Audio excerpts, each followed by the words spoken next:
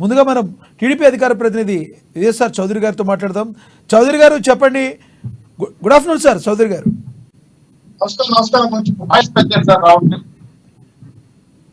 వినబడుతుందండి, please continue. Chowdary గారు చౌదరి గారు ఏపీ రాజకీయ పార్టీలన్నీ కూడా సెటిలర్స్ గా ఉన్న తెలంగాణలో ఉన్న ఓటర్లపై కన్నేసే అనుకోవాలా?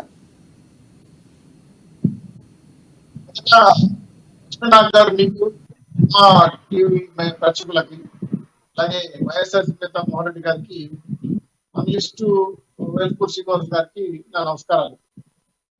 ఈరోజు రాష్ట్రంలో ఎండ వేడే కాకుండా ఎన్నికల వేడి కూడా పెరుగుతా ఉంది. ఈరోజు ఎవరైతే పక్క రాష్ట్రాల్లో బెంగళూరు కానీ తెలంగాణ కావచ్చు, ఇలా చెన్నైలో కానీ సాఫ్ట్వేర్ ఉద్యోగులు లేదంటే ఉద్యోగ రీత్యా ట్రాన్స్ఫర్ అయిన ఓటర్ల పైన కూడా కన్నేస్తున్నారు. వాస్తవంగా చెప్పాలంటే ఎక్కువ తెలంగాణలో సెటిలర్స్ ఉన్నారు.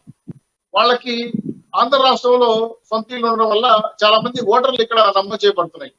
సో ఎప్పుడైతే గెలుపు గుర్రాలు ఏవైతే ఉన్నాయో అధికార పార్టీలు, వాళ్ళు ఖచ్చితంగా గతంలో కూడా చాలా సార్లు ఎన్నికలకు సంబంధించి అక్కడ నుంచి రమ్మడం జరిగింది. వాళ్ళకి బస్సులు పెట్టారు, అదేవిధంగా టికెట్ రిజర్వేషన్ చేశారు, ట్రైన్ టికెట్స్ కూడా ఇవ్వడం జరిగింది. సో ఇప్పుడు ఈ రెండు రాష్ట్రాల ఎలక్షన్ జరుగుతున్నాయి. అంటే అక్కడ తెలంగాణలో జరుగుతుంది పార్లమెంటు, ఇక్కడ అసెంబ్లీ పార్లమెంట్ జరుగుతుంది. సో ఓటులు అక్కడ లేని వాళ్ళు, ఇక్కడ ఉన్నవాళ్ళు, లేదా ఇక్కడ లేకుండా అక్కడ ఉన్న వాళ్ళు రెండింటికి ప్రాధాన్యత ఇస్తా పరిస్థితి పడతాం. దాదాపు నాకు తెలిసి కొన్ని నియోజకవర్గాల్లో 30 నుండి 40 లక్షల ఓటర్లు ఆంధ్ర రాష్ట్ర ఓటర్లు తెలంగాణ సెటిల్ అయినారు. అలాగే చెన్నైలో 2 లక్షల మంది పైచులకు చెన్నైలో ఓటర్లు ఉన్నారు. బెంగళూరు అయితే నాకు తెలిసి 5 నుంచి 6 లక్షల మంది బెంగళూరులో ఆంధ్ర సెటిలర్స్ ఉన్నారు. వీళ్ళందరూ కూడా ఏంటంటే కొన్ని అనివార్య కారణాల వల్ల వృత్తిరీత్యా ఉద్యోగ రీత్యా అక్కడికి వెళ్ళి వాళ్ళ యొక్క వృత్తి ప్రవృత్తి రెండు చేసుకోవడం వల్ల ఆంధ్ర నుంచి వాళ్ళు అక్కడ వెళ్ళి గెస్ట్ లాగా ఉండడం వల్ల అక్కడ కొంత సెటిలర్స్ గా మారిపోవడం వల్ల ఇప్పుడు ఆంధ్ర రాష్ట్రానికి ఎన్నికలు వచ్చిన తర్వాత ఇంపార్టెంట్ పెరిగింది ఓటర్లు. సో ఎప్పుడైతే ఆంధ్ర రాష్ట్రం ఓటర్లు తెలిసిన తర్వాత గెలిచే పార్టీలు, గెలవని పార్టీ అన్ని కూడా ఏంటంటే వాళ్ళ దగ్గర మొదలు పెట్టారు.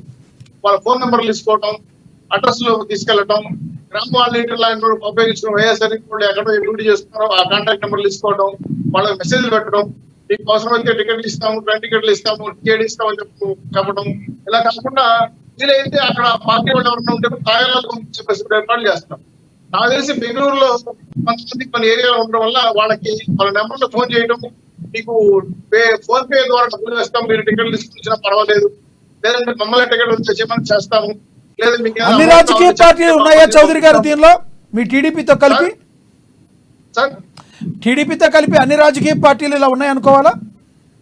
లేదు, ఇప్పుడు మేము చాలా సున్నితంగా చెప్పాం. బాబు మీరు ఉద్యోగ రీత్యా ఇతర రాష్ట్రాల్లో ఉన్నారు, మీ ఓటుని వినియోగించుకోవాలనుకుంటే మీరు ఆంధ్ర రాష్ట్రానికి రండి, మేము టికెట్ల వరకు ప్రొవైడ్ చేయగలం. కానీ వైఎస్ఆర్సీపీ పార్టీలకు మాకు డబ్బులు లేవు, మేము ఇచ్చే పరిస్థితులు లేవు చెప్పడంతో కొంతమంది సున్నితంగా మాట్లాడారు. సార్ మాకు పలానా పార్టీ వాళ్ళు. చౌదరి గారు వైఎస్ఆర్సీపీ పార్టీ నిన్నలేదు మొన్న పుట్టిందండి. 14 ఏళ్ళు 12 ఏళ్ళు అవుతుంది అది పుట్టి. మీ పార్టీ 40 ఏళ్ల చరిత్ర, మీ దగ్గర డబ్బులు లేకపోవడం ఏంటి సార్? మంచి మాట చెప్పారు లక్ష్మీనాథ్ గారు. మేము ల్యాండ్, శాండ్, మైన్ వ్యాపారాలు చేయలేదు సార్. మాకేంటంటే జనాలకు సంక్షేమం, అభివృద్ధి, అలాగే రాష్ట్ర అభివృద్ధి కోసమే కట్టుబడ్డాం. జగన్మోహన్ రెడ్డి గారు మాత్రం పూర్తిగా వ్యాపారం ఎందుకు వచ్చారు కాబట్టి వ్యాపారం చేశారు కాబట్టి ఈరోజు 1,000 కోట్ల రూపాయలు, 1 రూపాయి ముఖ్యమంత్రి 1,000 కోట్ల రూపాయలు సంపాదించి, 1,00,000 కోట్లు సంపాదించి రోజు లండన్ లేదంటే మాల్దీవులు మారిషస్ లేదంటే దుబాయ్కి వెళ్ళి పంపించి అటు సేఫ్ జోన్ లో పెట్టుకున్న సంఘటన మనం చూసాము.